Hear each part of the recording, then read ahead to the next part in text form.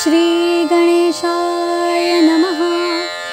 सौराष्ट्रे सोमनाथं च श्रीशैले मल्लिकार्जुनम् उज्जयिन्यां महाकालम् ओंकारं ममलेश्वरम् परल्यां वैद्यनाथं च डाकिन्यां भीमशङ्करम् सेतुबन्धे तु रामेशं नागेशं दारुकावने वाराणस्यां तु विश्वेशं त्र्यम्बकं गौतमीतटे हिमालये तु केदारं ग्रीष्मेशं च शिवालये एतानि ज्योतिर्लिङ्गानि सायं प्रातः पठे नरः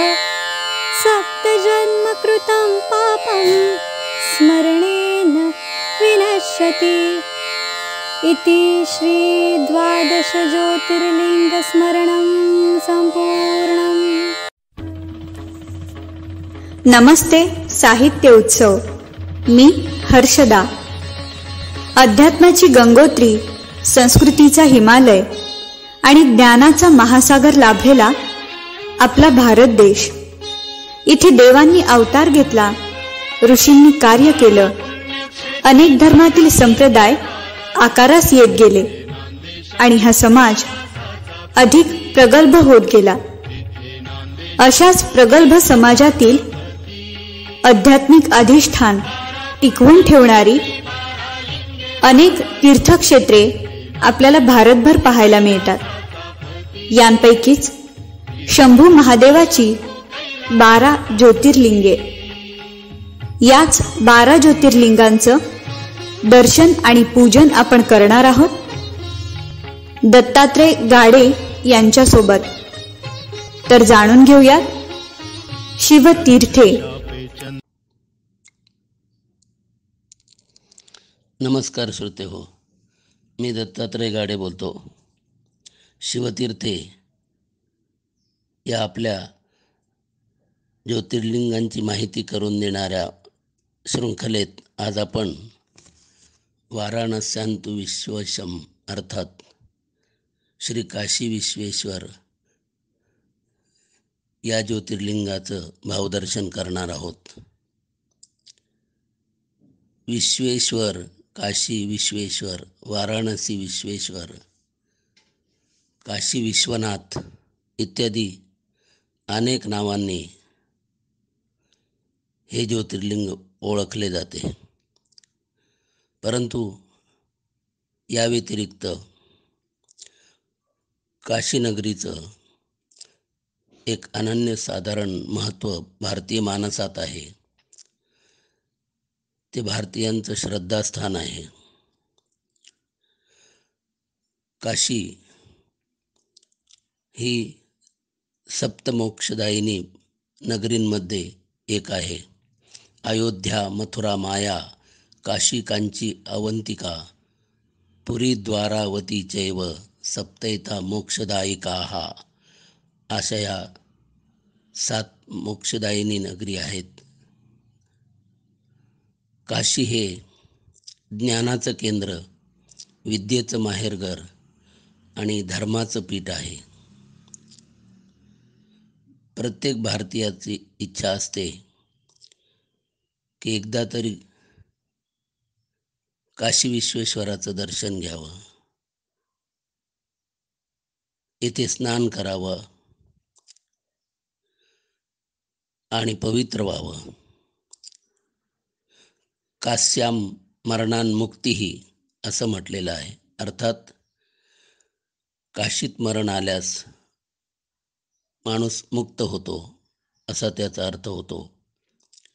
परंतु यामागचा लाक्षणिक अर्थ वेगळा आहे, तो या भागात आपण पुढे पाहणारच आहोत।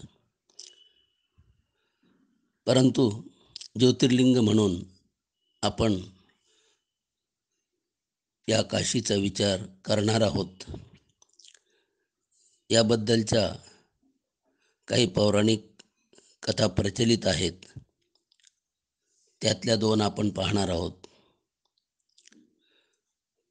पहिल्या कथेनुसार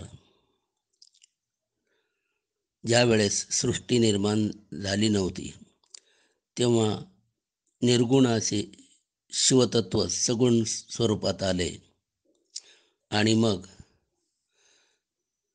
ते 2 रूपात विभाजित झाले, शिव आणि शक्ती. आणि ह्या शिवशक्ती रूपाने अदृश्य स्वरूपात प्रकृती आणि पुरुष यांची निर्मिती केली. भगवान विष्णू हे पुरुष आणि श्री लक्ष्मी या प्रकृती होत. पुढे त्यांना सृष्टीची निर्मिती करावी वाटली. तशी विनंती त्यांनी शिवांना केली. शिवांनी त्यांना तपश्चर्या करण्याची आज्ञा दिली. तपश्चर्येसाठी कुठलं ठिकाण निवडावं हा प्रश्न होता. म्हणून श्री शिवांनी आकाशस्थ एक पंचक्रोशी निर्माण केली आणि तेथे श्री विष्णू आणि श्री लक्ष्मी यांची तपश्चर्या सुरू झाली. अनेक वर्ष तपश्चर्या केल्यानंतर भगवान विष्णूंच्या शरीरातून एक पांढरा दव निर्माण होऊ लागला आणि तो हळूहळू विश्व व्यापू लागला. भगवान विष्णूही आश्चर्यचकित झाले. त्यांनी जेव्हा मान हलवली तेव्हा त्यांच्या कानातून एक मणी पडला. त्याचीच मणिकर्णिका झाली. पण हे विश्व व्यापणारं द्रव अर्थात पांढरं पाणी कमी करावं अशी शिवांना विनंती करण्यात आली. त्यांनी ती पंचक्रोशी आपल्या त्रिशूलावर धारण केली आणि हळूहळू हा प्रलय स्वरूपी द्रव कमी कमी झाला आणि मग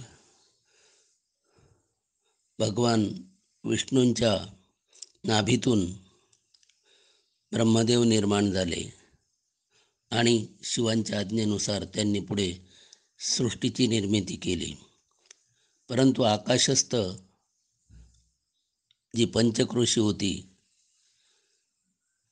भगवान शिवांनी तिला त्रिशूलावरून कायमस्वरूपी पृथ्वीवर ठेवले आणि शिवभक्तांना कायम या पवित्र नगरीत येऊन शिवांचं दर्शन व्हावं यासाठी पृथ्वीतलावर तिची कायमची स्थापना केली आणि तेथे स्वतः ज्योतिर्लिंग रूपाने येऊन राहिले. हीच ती काशी नगरी. काशी नगरी ही सर्वच दृष्टीने महत्त्वाची आहे.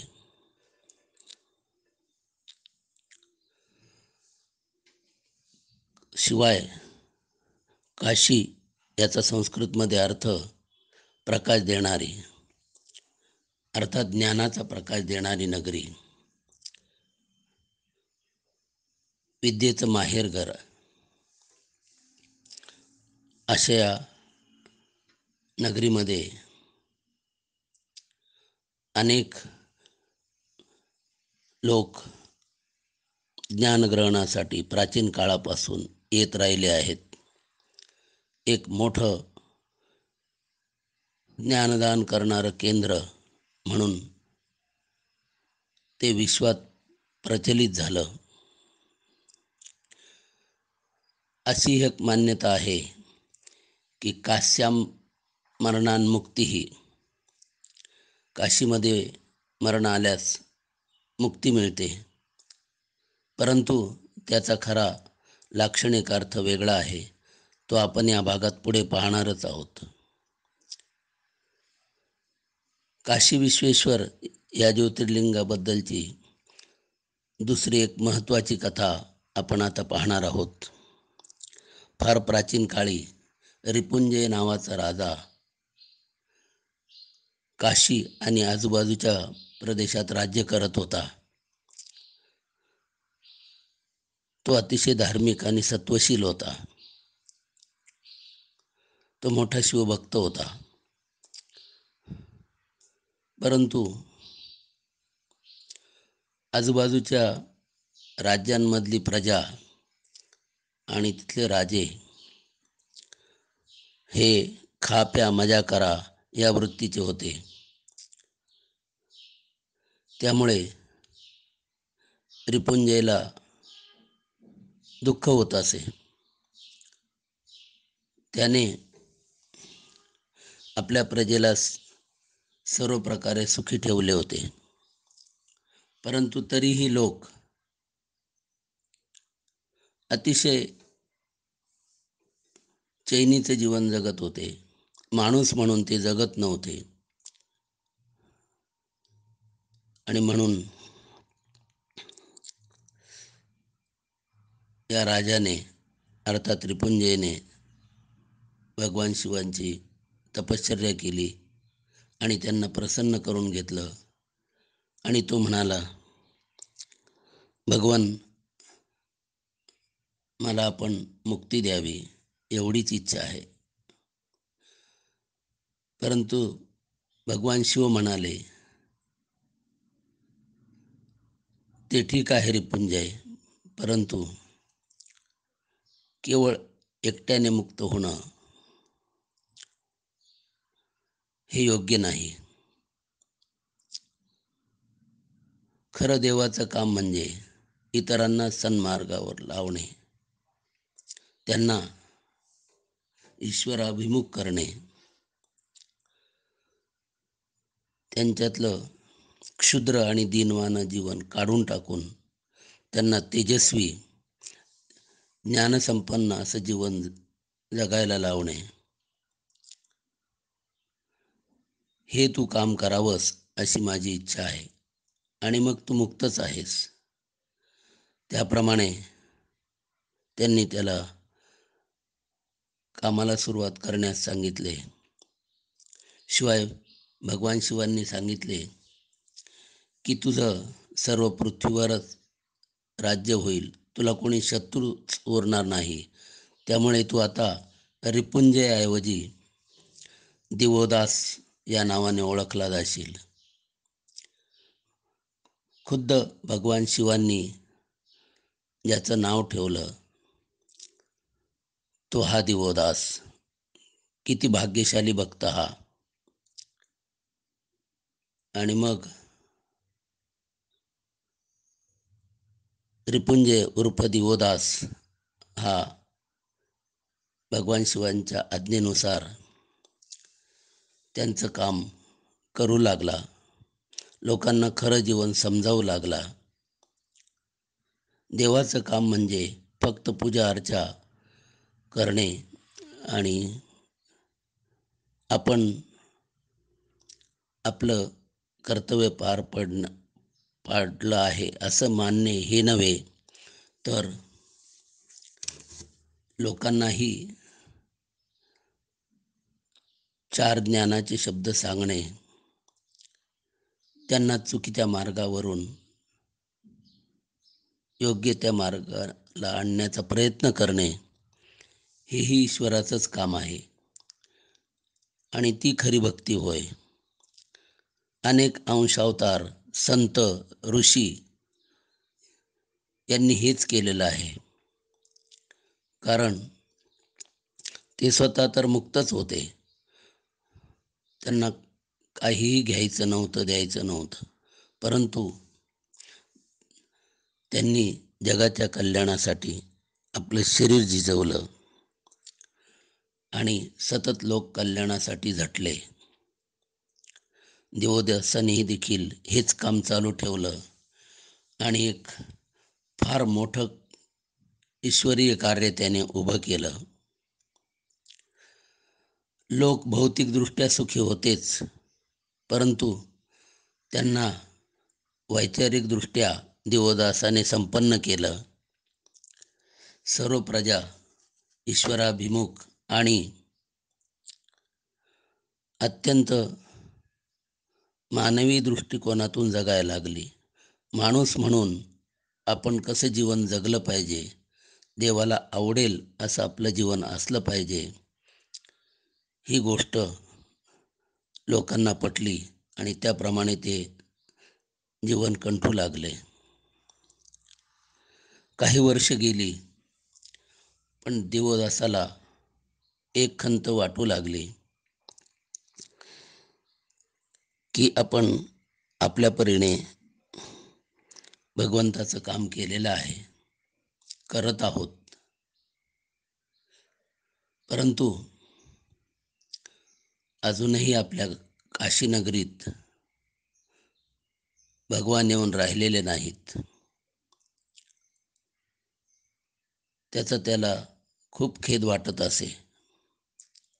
यावर त्याने विचार केला आणि हळूहळू त्याच्या लक्षात आले की मी येथे राजा आहे, मी इथला सर्व आहे, माझ्याशिवाय येथे कोणाची सत्ता नाही. त्यामुळे येथे दुसरं कोणीही येऊन राहू शकत नाही. अर्थात भगवंतसुद्धा इथे येऊन राहणार नाहीत.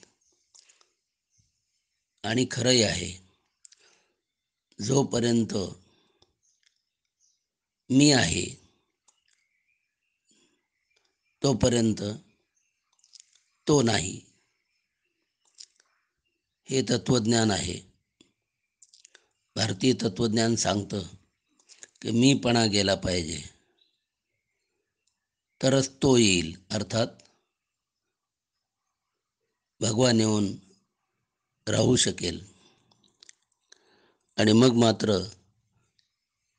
देवोदासाला विचारांती ही गोष्ट उमगली आणि त्याने ठरवलं की आपण हे सर्व सोडून गेलं पाहिजे आणि मग आपण भगवंताला विनंती करू शकतो की आपण येऊन राहावं. त्याप्रमाणे त्याने सर्व लोकांची आज्ञा घेतली आणि तो तेथून निघून गेला. आणि मग त्याने भगवान शिवांची मनापासून प्रार्थना केली की हे भगवान, आता मी नाही, आपणच आहात, आपण येऊन राहावं. आणि मग त्याच्या या महान कार्याला पाहून आणि त्याच्या विनंतीला मान देऊन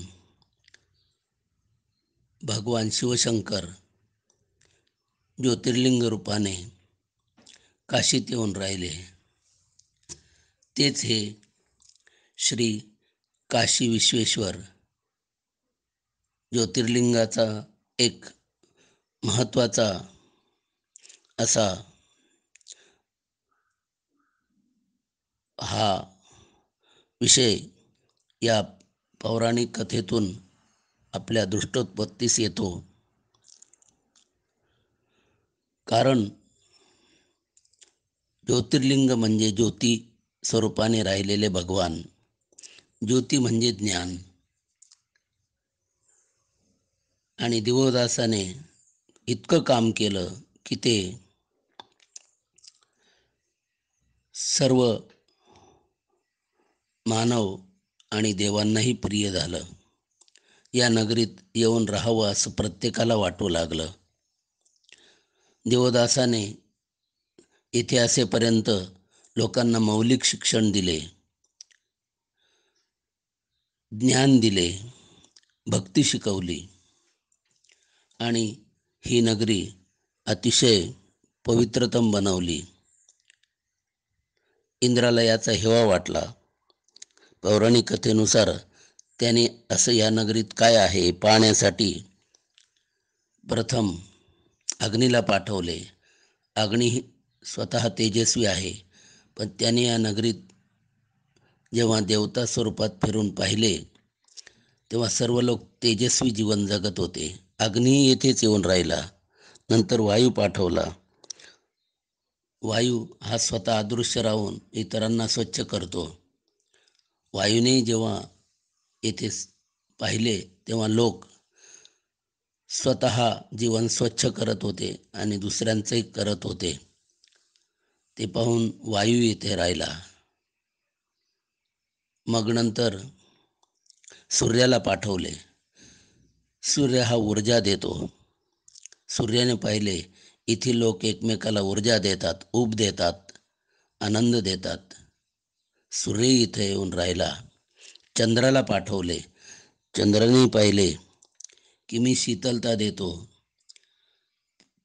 तशीच या काशीनगरीत विचारांची आणि अत्यंत सत्वशीलतेची शीतलता आहे, तोही राहिला. आणि मग मात्र इंद्राच्या लक्षात आलं की ही नगरीच अशी आहे की तिथून कोणी जाऊ शकत नाही. आणि मग इंद्रही येऊन राहिला. अशा रीतीने सर्व देवतांचं इथे वास्तव्य निर्माण झालं. आणि काशी हे ज्ञानाचं केंद्र असल्यामुळे आपण म्हणतो की ज्ञानान्मुक्ती ही. म्हणून लोकांनाही वाटत असे की काशीला जावं, तेथे ज्ञान ग्रहण करत करत राहावं आणि ज्ञानामुळे मुक्ती मिळते. आणि त्या दृष्टीने काशीत मुक्ती अर्थात ज्ञानसंपन्नतेमुळे मुक्ती मिळणारच आहे, असा ह्या काश्याम मरणान्मुक्ती ही या उक्तीचा खरा अर्थ आहे. आणि या सर्वच पार्श्वभूमीवर श्री काशी विश्वेश्वर आणि काशीनगरी यांना अनन्यसाधारण महत्त्व आहे. ज्ञान, भक्ती आणि कर्म याचा संदेश देणारं असं हे महान ज्योतिर्लिंग आहे. या दृष्टीनेच आपण या ज्योतिर्लिंगाचं दर्शन घेतलं पाहिजे. धन्यवाद. दर्जेदार साहित्याचा आणि कलाकृतींचा आस्वाद घेण्यासाठी जॉईन करा साहित्य उत्सव व्हॉट्सॲप किंवा टेलिग्राम ग्रुप. जॉईन करण्यासाठी संपर्क करा 98 81 60 20 25 या क्रमांकावर. संपर्क क्रमांक पुन्हा एकदा 9881 60 2025. साहित्य उत्सव हे यूट्यूब चॅनल आजच सबस्क्राईब करा. साहित्य उत्सवच्या फेसबुक पेजला जरूर भेट द्या, कारण ज्ञान आणि मनोरंजन यांचं अतूट नातं म्हणजे साहित्य उत्सव.